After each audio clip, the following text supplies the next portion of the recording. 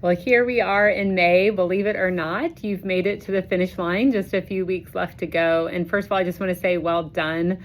It is no small feat staying engaged and energetic and passionate about your work throughout a long year, especially when you're with littles all the time. But you guys make it look fun. Your energy and heart for kids is contagious, and I've loved every minute of getting to be around your center and watching the interactions and just the growth that I've seen. You guys started in such a great place. You're all amazing at what you do in building safety and connection for kids, and I loved getting to see that modeled.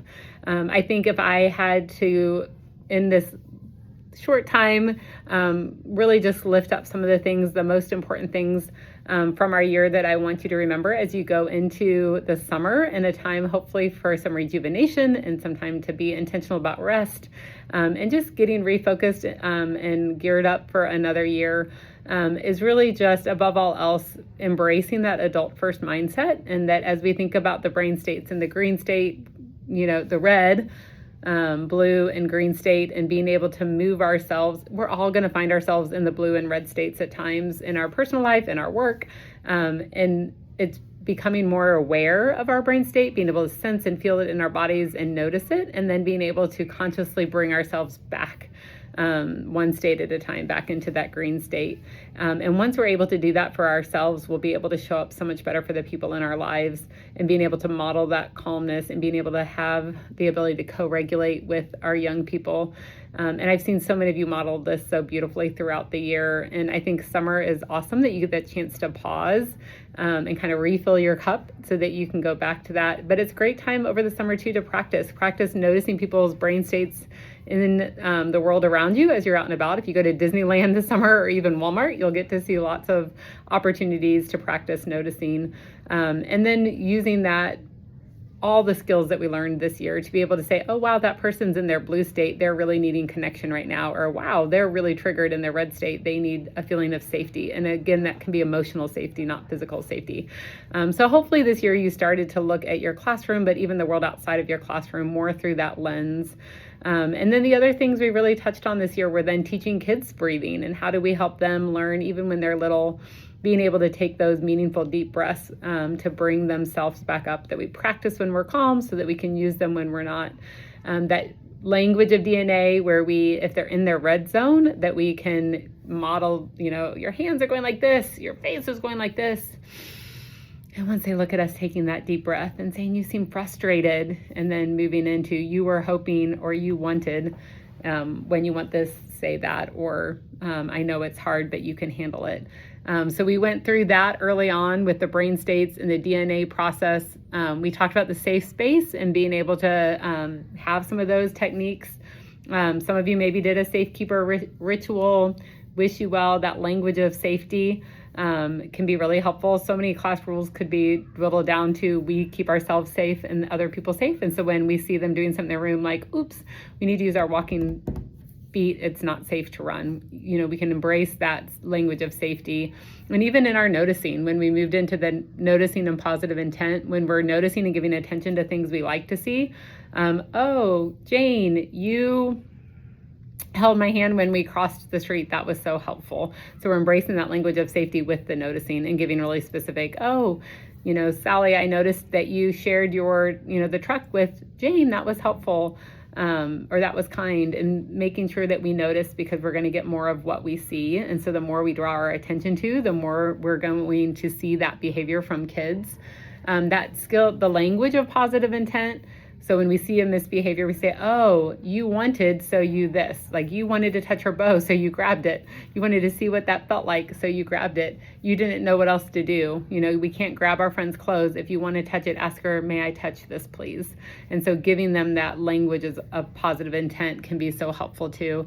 And then one of my favorite really is focusing on us using our assertive voice and helping kids learn how to use their own assertive voice. And so that did you like it is one of my favorite things to do with kids. When you're in that 3 to 5 preschool range that a lot of you are, of being able to say, did you like it? Then tell your friend, I don't like it when you push me. If you want me to move, say move, please. Here, let me help you practice. I think that is a really powerful thing to help kids learn to use their big voice and not feel like a victim. And then us using our own assertive voice and making sure that we're making eye contact, then stating what we want them to do. Hold my hand and stand next to me just like this, and then showing them without painting the picture. Or, John, I need you to clean up the blocks. Take a block and put it in the bucket just like this, if I can talk today. And so I think those are really helpful. Connection, which we touched on in February with our I love you rituals.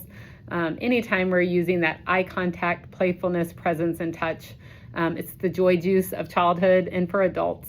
And so when we can give that gift to kids, it helps build that feeling of connection, which we know connection leads to compliance. So we want our kids to feel safe first, both emotionally and physically, and then connected. And that can be through jobs. It can be through those I love you rituals. It can be through, just little fist bumps and greetings when they come into the classroom. It can come from noticing with intent, with eye contact, doing a dance party in the classroom.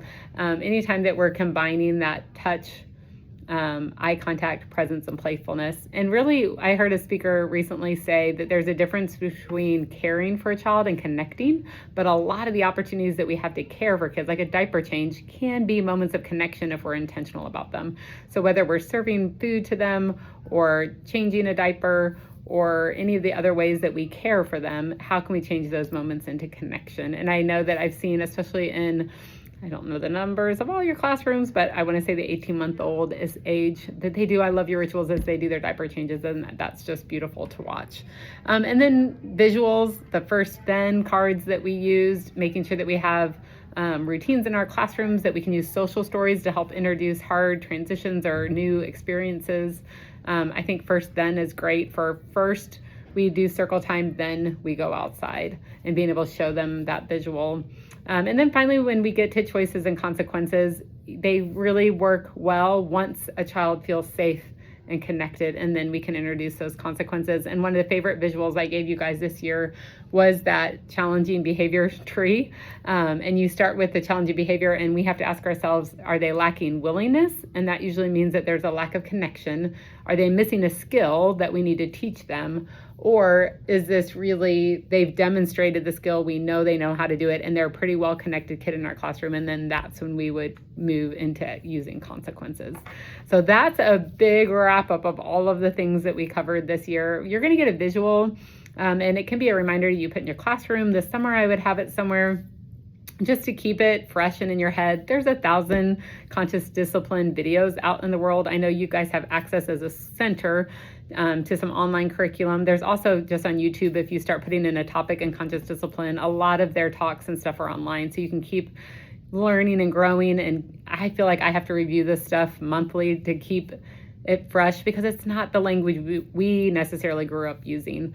At the talk I was at the other day, she ended with a quote that I felt like I circled it in my notebook, because I was like, oh my gosh, I want to share this, because we've gone over so many different tools, so much different language that you can use with classrooms, but this wrapped it up to me, because at the end of the day, you may not have the perfect words, you may not remember the language for positive intent, but she said, you don't need a perfect script, you need an intentional lens.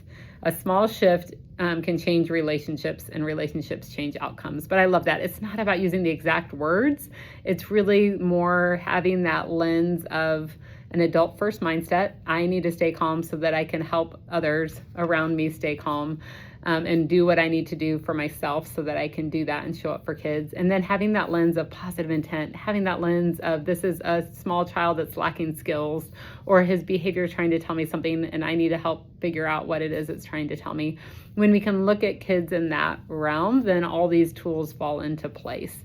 But if you just show up every day with that adult first mindset, that the first and most important thing I can control is myself, and keeping myself in a green regulated state, that's number one. And number two, am I really focused on helping my classroom feel like a safe, emotionally and physically classroom, and building connection with the kids? And I think when we're putting so much of our attention on those two or three things, when you include our regulation, if our attention's on staying regulated, creating safety and connection, then I think the need for the consequences is going to go down. So that's where I would put some of my energy this summer, and then step away, recharge, and just know that the job you're doing is so meaningful, and one of the most important gifts that you can give the world is a legacy of caring and getting these kids off to a great start. So happy summer to you. Thanks for trusting me throughout the year and allowing me to have glimpses of the amazing work you get to do.